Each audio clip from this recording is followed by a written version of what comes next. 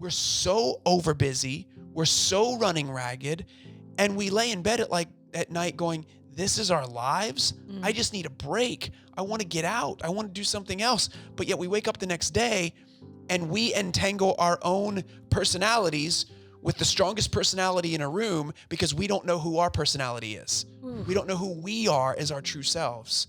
And so this is why I think it's very difficult to lead our families in the hour that we find ourselves in until we pull ourselves out and look at the matrix, look at how we have become formed.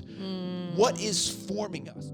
I won't lose hope in the night when the fire is glowing dim. I'll just let go and I'll try. Help me walk this road and find my way back home. Find my way back home.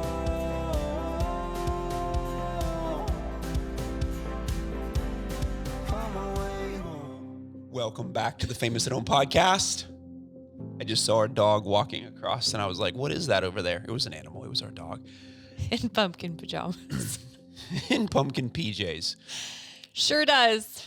So Sure has those. that's this one over here. They match mine. Unbelievable. And they're so cute. So Already got his Christmas ones, by the way. ordered Christmas ones? Uh-huh. They're here already. Unbelievable. Full send. Very ready to go.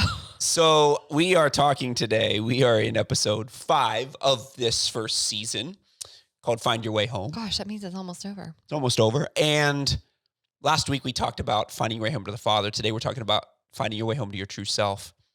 As we talk about this, we are also in the process of launching brand new coaching programs for these very reasons, because we want to come alongside you and help you find your way home to the Father and to your true self, so that, as we cover in the next couple weeks, you can find your way home to your spouse and your kids and lead them well. And so we want to point you to the show notes today. Tender and Fierce, we have new dates that we want you to go ahead and check out. We are going to be taking registrations for Tender and Fierce coming up. And then also a brand new men's coaching discipleship program that I'm really, really stoked about for men, for husbands, for fathers, on leading your family, experiencing the love of God, called the Field Experience. We all have different fields that we rule over, that God has given us to. And so we want to rule, we want to cultivate, and we want to multiply those fields. And that's what this is about. So it is an ongoing journey for men to experience the Father's love, find your true self. And really what we'll do is we'll focus on coaching into your marriage and also into your fathering as a father. And so we would love for you to check those things out in the show notes, because they're there.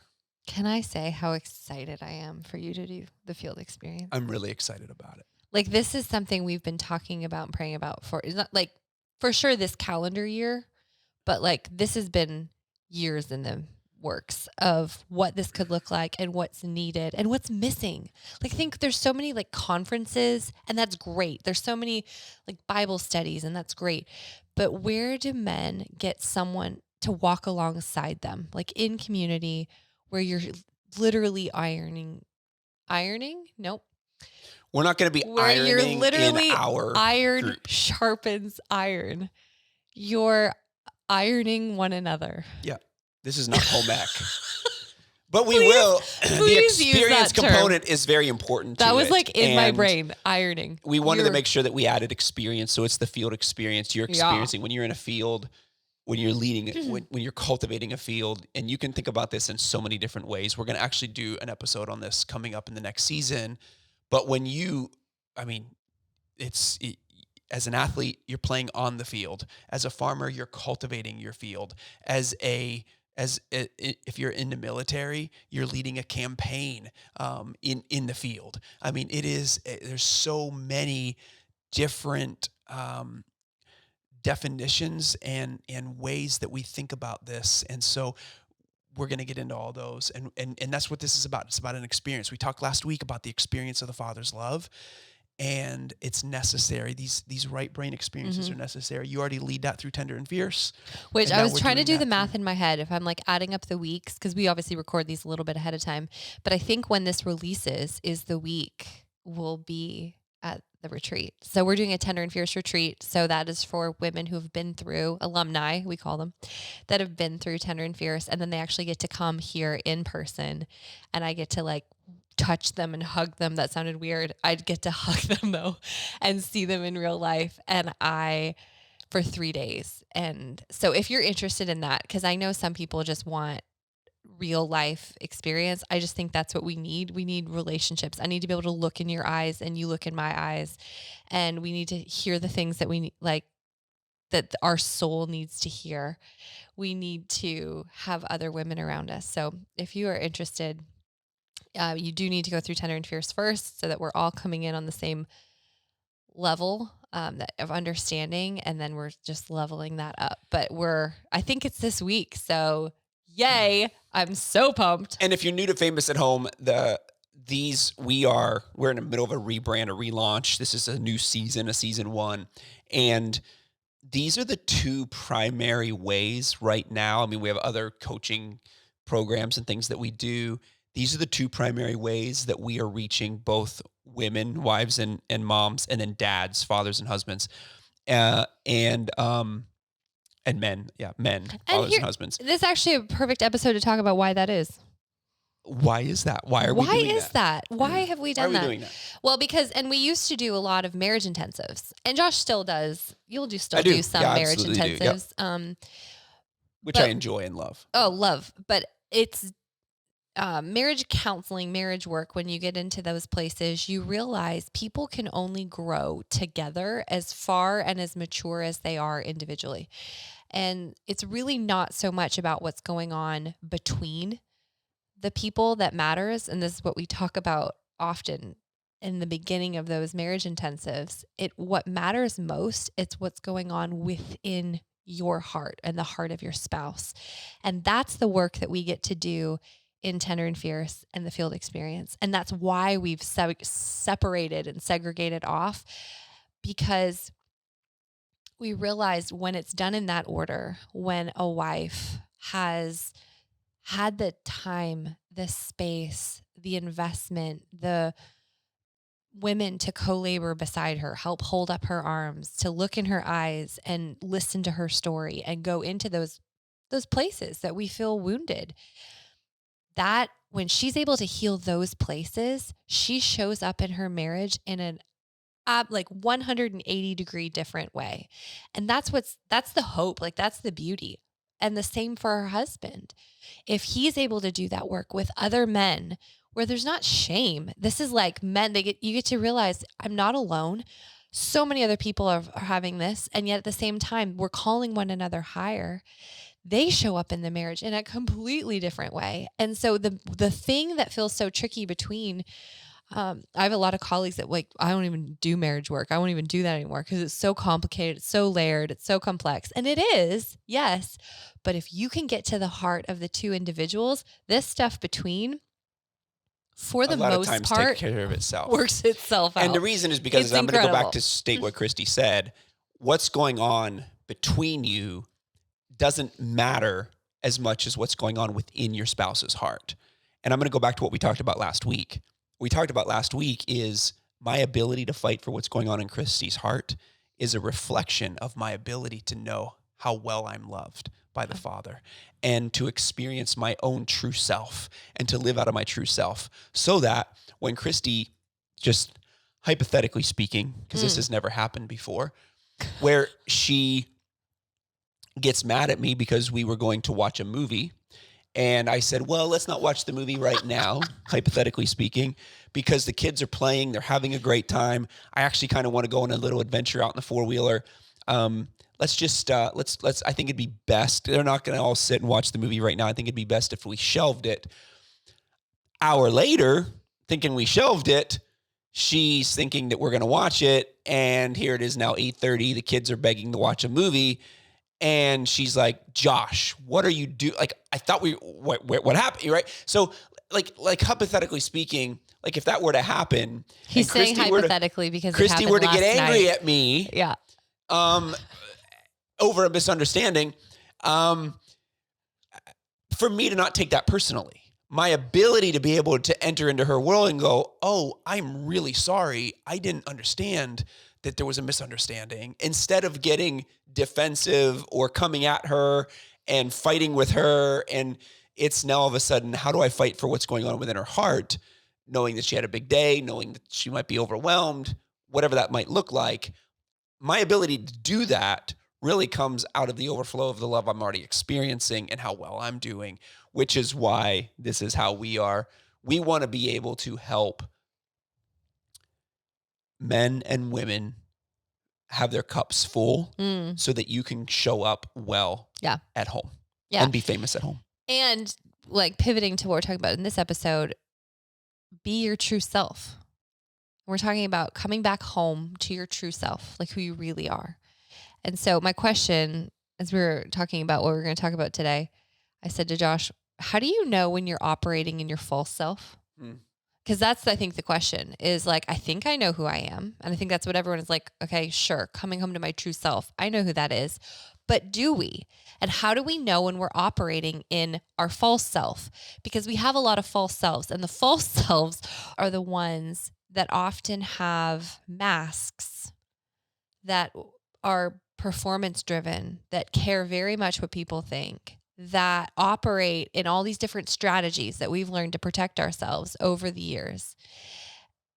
And it becomes so familiar that I don't think we realize that we're operating in a false self, because it's become the norm for us. It's become normative to even the people around us. Like, oh yeah, that's just how she is. That's how he is. And so often it's not true. It's these layers of self-protection we've put up over the years to protect us from hurt, from someone being able to hurt us again. And it's false.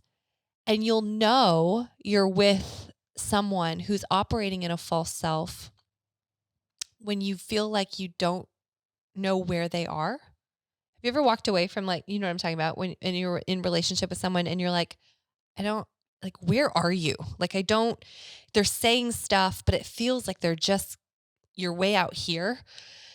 It's like, where are you? Where's the heart? I don't feel connected to you.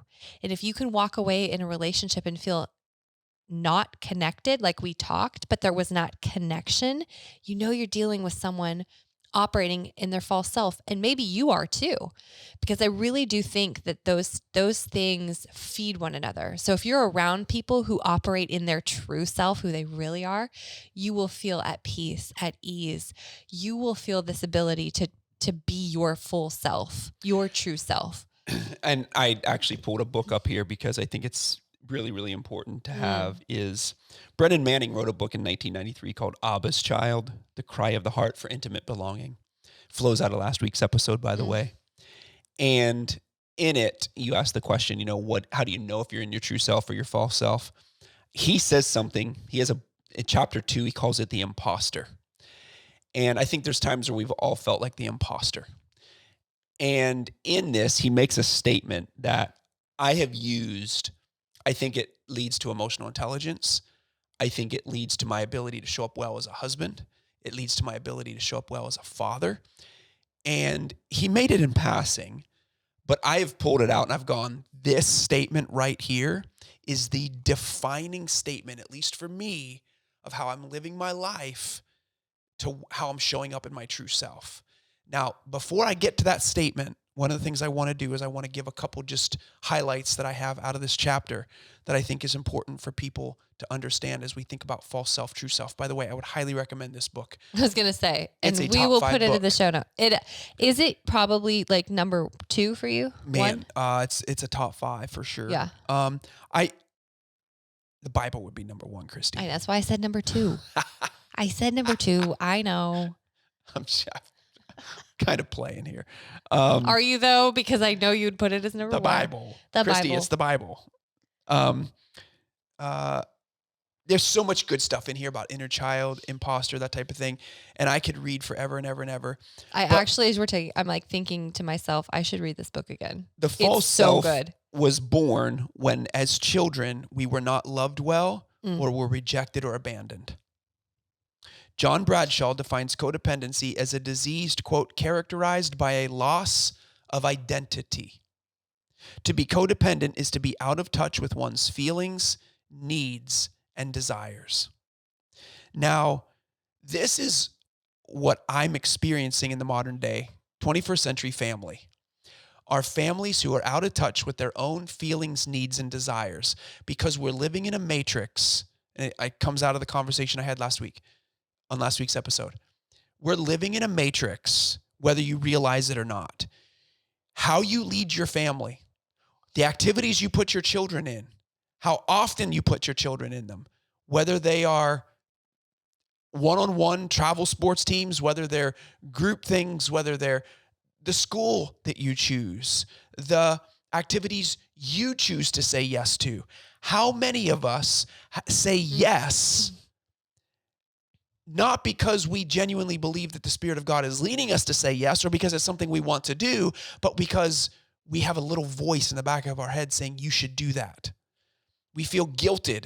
We feel shamed into doing things that we don't want to do. And as a result, we're so overbusy, we're so running ragged, and we lay in bed at night going, this is our lives. I just need a break. I want to get out. I want to do something else. But yet we wake up the next day and we entangle our own personalities with the strongest personality in a room because we don't know who our personality is. We don't know who we are as our true selves. And so this is why I think it's very difficult to lead our families in the hour that we find ourselves in until we pull ourselves out and look at the matrix, look at how we have become formed. What is forming us? John Eldridge says that we are disciples of the internet. You know, people will be like, no, I'm a disciple of Jesus. Actually, we are all disciples of the internet right now. Wow. We are being discipled by the algorithms. We are being discipled. Like, you have to think about what is shaping how you think, how you feel, what you desire. And a lot of times those things are clouded over because we're so busy and we're not paying attention to our true selves. We have pushed that inner child, that true self down over and over and over again to the point that we don't even know who we are. How do we then therefore expect our children to know who they are? Yeah. When they have parents leading them who don't know who they are. And this is why we find this to be so radically important and so core to what we're doing with Famous at Home, so that we can lead our families well, so that we can lead our children well, that you know that you are loved. There's nothing you have to do to get God to love you any more or any less. He already loves you. And out of that is where you find your true self. And so later on in the chapter, Brennan Manning is going along here, craving the approbation withheld in childhood. My false self staggers into each day with an insatiable appetite for affirmation. With my cardboard facade intact, I enter a room full of people preceded by a muted trumpet. Here I am. Whereas my true self, hidden with Christ in God, cries, oh, there you are. To me, that is the essence of true self, false self. Are we walking into a room with a muted trumpet? Sometimes maybe it's not even muted. And we're going, here I am. Or do we walk in going, oh, there you are. And the practicality of this is when our children, maybe it's a difference between, are they being childish or disobedient? They're not being disobedient, they're just being childish. But we walk in because we're so overwhelmed by the day that we just come down on them with here I am, as if they're being disobedient. And then our children in their childishness learn from an early age, if this is repeated over and over and over again, that they themselves are identity is found in performance as well. And then inner child is pushed, and this is how we perpetuate sins of the fathers from the third and fourth generation. And I think as you're saying like this, here I am versus there you are. I think you could probably think of your life right now of the people that do that for you. Like the people that walk into a room and look at you and say, "There you are." I think of my dad. I think of my Oh, your dad dad is brilliant at and this. how my dad Wow. asks, he'd ask you a million questions if you let him. It's not because he's trying to pry. He just cares. He just wants to get to know you. You. He doesn't talk about himself. He wants to know you. And he will ask and he will ask. And some people you'll notice get just, most people, I would probably say, just sort of unfold and just answer and just love the fact that someone cares and sees them. Oh, You I mean, will see some people though who bristle because, and you'll know they're operating in a false self when it feels so self-protective that like, don't ask me questions. It's almost like I don't even know. I don't know why you're asking. And I'm afraid of like, what if I give the wrong answer? But that type of person, those that sit with you and care nothing about impressing you with themselves, but are able to just draw you out, there's someone operating in their true self. Now, you can obviously have people who hide behind that by asking a lot of questions because they're afraid of being seen themselves. But you know the difference. You know what that feels like. And I think we also know what it feels like to operate in the false self, where that feeling of performance or fear of man, where you're afraid of saying the wrong thing, you're afraid of how this is coming across, or take the layer off. Maybe you just say, it concerns me. Like I'm concerned about what people think of me. And you realize like we've put all these, when he calls a cardboard, what does he call it? His cardboard stuff? facade. It's called cardboard facade. I think we think that they look pretty polished and fool people. And I don't think that they do. And I feel that this whole message of true self, false self. I remember years ago we did a leader's heart retreat, which was sort of the like version before what is now the field experience in Tender and Fierce. And we went around, we did a whole thing on true self and finding the true self. And it was, I feel like one of the most powerful parts, because when you actually connect with who you truly are, and you're not spending so much energy and time trying to cover up, make better, perfect, perform with all these false selves, you watch people blossom like a flower. They're quirky and they're funny and they're confident and they light up a room because they're not spending so much energy trying to put on clothes or masks and hold them up. Like it's exhausting to operate out of your false self. And you know what that's like. I mean, if you've experienced it, you know what it's like. And it's, I think of it, the quintessential example of that is going to a business meeting, a networking, a conference or something, and you just feel the business cards flying out. I mean, business cards don't fly out like they used to because we're just in a different age, but you're tapping phones and you're changing information and you're trying to work a room. And, that's where you experience it a lot. But I also think too that, another book, by the way, and someone that we're going to have on our podcast here in the near future that has influenced us as it relates to identity is Jamie Winship and his book, Living Fearless. And in it, he talks about praying how you can find your identity. That, in the Bible, after there's conversions, Saul turned to Paul. Jesus gives names to people throughout the Bible. He changes their name and he gives them identity in him. And I know for me, this is where I've really struggled at times because We do coaching and we help families. And, there's times where churches, I love preaching. I love being a pastor. I feel like I'm a shepherd in many ways. But I've asked God, Lord, what am I? Who am I? And walking through this book, he has a prayer of identity and who you are. And I'll never forget just praying one day, and because I get asked by churches, would you come on staff? Would you? But I'm like, I don't feel like I fit that.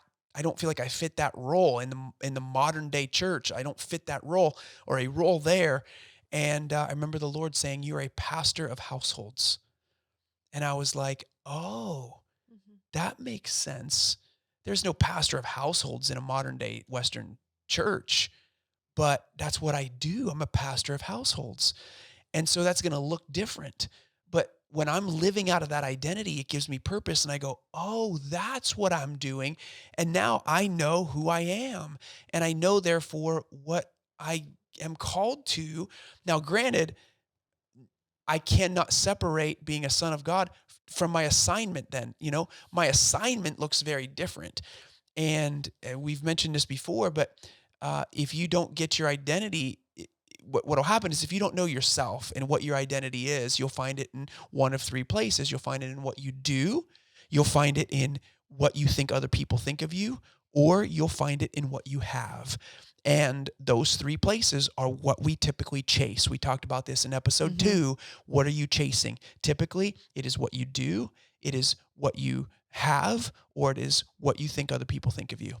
And so you're dancing and you're chasing based upon those three things. And if that's you right now, that's that cardboard facade that Brendan Manning talks about, where we're just we're walking into a room going, here I am. And instead of over there you are, which is why we have to start with the Father's love, what we talked about last week. You have to start there, because otherwise, where do you get the experiential love to overflow, to walk into a room and say, oh, there you are? And I'll never forget this. I was Mm. teaching emotional intelligence to a group of high schoolers, and I was teaching on this principle. And I had a high school student raise her hand, and she said, Dr. Josh, she said, um, what about when I need to show up? Like, you can't always show up in a room going, oh, there you are. Oh, there you are. What about when I actually need someone, when I am going, here I am? And I was like, man, you just asked the most brilliant question. And it was at the end of class. So I said, bring that back. We're going to go cover it the next day. And it was a brilliant question, because she's right. We need Mm. people in our lives for when we are going, here I am. I Yeah. need help. I need help. And I love this. As I started studying this and researching this, here I am versus there you are, Isaiah 65, verse 1. This is the Lord's response to Israel's prayer. I was sought by those who did not ask. I was found by those who did not seek me. I said, here I am, to a nation that did not call on my name. Ooh. He is shouting, here I am, Ooh. but his here I am is an unconditional love for you. And he's shouting, here I am. And the question is, are we asking? Mm. Are we seeking? Okay, and what comes to me also is his here I am is for connection. His Yes. desire is for connection Connection. with us. That's It right. is not for, he's not trying to impress us. He's not trying to put up this facade. And that sweet high schooler hit on something that happened to me, I mean, this week, where I had to choose to actually stand up and say something for that was true of my true self, where the false self would have loved to pretend that I was fine. This was in a friendship. And I knew that I had to stand up and actually say the thing, to say in a friendship, like, you hurt me, or that hurt me, that hurt. And I need you to know that that hurt. And it took everything in me to be the one to say it, because I felt so small. It made me feel, it was that little girl. It's the little girl inside. But she was saying, like, she needed to say, here I am. She needed her to hear that she was hurting. And the most beautiful redemption came from me giving her a voice to say what was really true, because the false self would have loved to just pretend I'm fine. It didn't affect me. You can't hurt me. And that's that self-protection. And we had this great conversation about self-protection, where you realize even in friendship, we put these layers, even in marriage, we put these layers of self-protection up, and it is operating behind a false self. It wasn't really true. When I said what was really true, even down to the smallest, most embarrassing details of like that little thing, that hurt me. And it makes you feel like a 6-year-old girl. It's because the 6-year-old girl on the inside is the one that's saying, here I am. That hurt me. And to have another person look back at you and say, I see you and I'm so sorry, as opposed to continuing to operate behind this cardboard facade of I'm fine, I'm fine. And all it's doing is putting a wall between us. And I think the beauty of friendship, the beauty of connection, like real connection, is that ability to replace those old things where we needed the facades to stay safe because people were not safe. But this ability to trust that if I put this down, that someone on the other side is not going to come back at me with more arrows, but maybe they'll be able to look at me and be like, I love you. I love what I see. That real you, that's what I've been waiting for this whole time. And I think as we mature, as we grow, and this is our hope with Famous at Home, as you move closer to the Father, as you return home to Him, you return home to your real self, the layers of healing of all these protective parts, of all these protective masks that we've put on, I have 40, almost 41 years of protective masks that I've learned to put on, where the body says, I will never let this happen to you again. And here's how I'm going to prevent that. This guardian's going to come in and he's going to say, I will never admit that when someone does that, that hurts you. Like, we won't ever let on that hurts. We will walk away, or will whatever coping thing. They're really great at it. They have all the strategies, lots of them. And when that thing comes in and operates, this true self, this real part of you, it's like putting on armor. And over the years, the more armor we carry, the heavier and the more burdened we get. And that feeling of disconnection, even though we could be surrounded by people, we could be surrounded by relationships, surrounded even in marriage, children, you may have wonderful friends around you, and it still feels like something is off. I would propose to you, could it be that those masks that you've been wearing have gotten so heavy and so familiar that little one on the inside who needs to say, here I am, has gotten muted, ignored, and she feels so disconnected. No one actually hears her or him, and they need to have a voice again. And so for me, even this week, realizing when I was able to let my true self, I gave her a voice and she talked, I left feeling so connected. I left feeling light as a feather.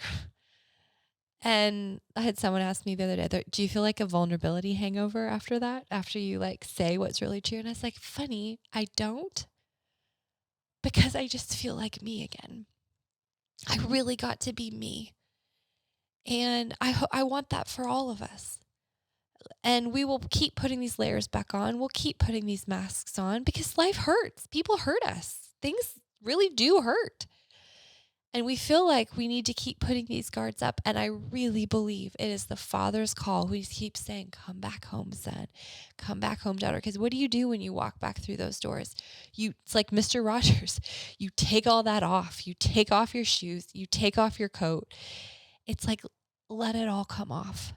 Because here, you're safe. You're at home. You're free to be who you really are. And when you live out of that, you can see how it's going to flow over into your marriage. You can see how it would flow over into your relationship with your kids.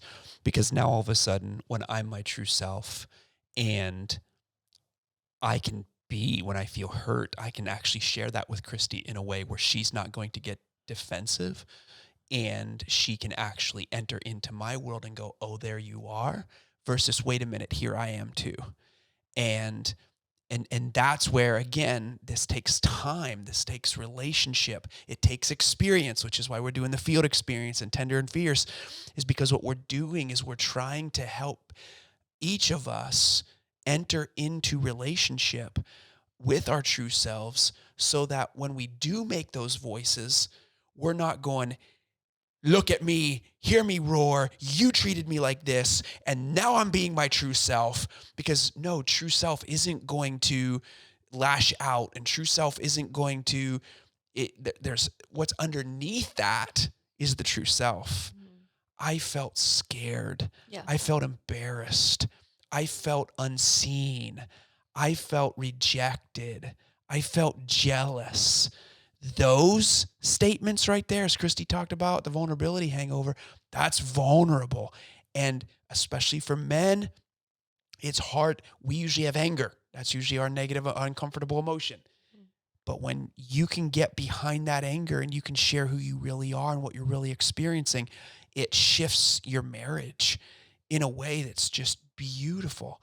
But in order to do that, we've got to be able to pay attention to our emotions, to our own needs, to our own desires, and learn how to be able to get those needs met in a way that's not prickly, in a way that is loving, because the way that that happens is the overflow of the Father's love for us, the overflow of other people stepping into our lives, other mentors, other pastors, other counselors, other coaches, other father and mother figures in the faith who have loved you and who give you that love so that you can now therefore pass it on to your spouse and your kids. And that's where we'll move into finding our way back home to our spouse and our kids in the next couple weeks. But I hope you understand, listening to these last 2 weeks episodes, why we waited to get there, because we genuinely believe this is the solution for allowing that to have longevity and not just be, oh, here's a communication tool, here's a discipline tool. No, we want to influence. We want the Holy Spirit to influence the atmosphere of your home and your family and how you lead. And it's an overflow of this love for you. I keep thinking, I just feel like to say this, if you are struggling with a person in your life who is difficult, who is hard to be with, it is probably because they are aggressive or angry. They are prickly in some way. We like to use that term because it comes out in lots of ways. Those are all self-defensive facades. So that's a cardboard fake version. It's actually not who they really are. And because I know we all have these tricky people in our life. And I would just love for you to have the eyes to see them in a new light. Could it be that this really isn't who they are? Yeah. And that I don't think that you can meet a person operating in their true self and not like them. And that's probably bold. That's probably a bold statement, but I really believe if someone is operating in their true self, you will love them. They might be quirky, but they are endearing. That's a good statement. But if they're operating in their false self, it's not who they truly are. Yeah. And to have compassion, to realize somewhere along the way, they have gotten so hurt or wounded that all this armor has stuck and they live out of this place, but it's not who they are. Underneath all that is a soul you would delight in, love, like we talked about last week. So with that said, the thing that I would just close with is the song. famous at home, all the fears and the lies. Yeah. Because there's fears and lies that you have about other people, and there's fears and Mm. lies that you have about yourself. And our prayer is that you leave them all behind and find your way home to Him. Until next week, we pray your heart is awakened and your family sees revival. May you find your way home.